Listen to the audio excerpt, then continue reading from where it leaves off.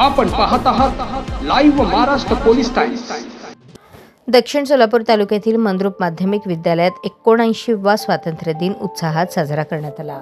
या कार्यक्रमाचे अध्यक्ष कृषी उत्पन्न बाजार समिती सोलापूरचे नूतन संचालक नागनाथ बनसोडे हे होते। तर प्रमुख पाहुणे म्हणून सोलापूरचे माजी जिल्हाध्यक्ष काँग्रेस कमिटी अध्यक्ष बाळासाहेब शेळके यांच्या हस्ते ध्वजारोहण करण्यात आले।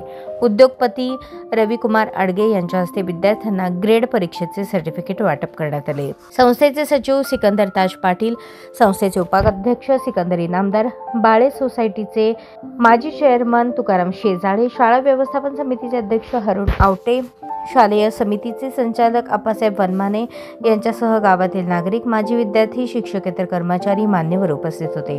कार्यक्रमाचे प्रास्ताविक डीएड कॉलेजचे प्राचार्य अनवर उल हक शेख यांनी केले। पाहुण्यांचे स्वागत विद्यालयाचे मुख्याध्यापक अलिउद्दीन पाटील सर यांनी केले। सूत्रसंचालन पैगंबर हवालदार व बंदेनवाज शेख सर यांनी केले।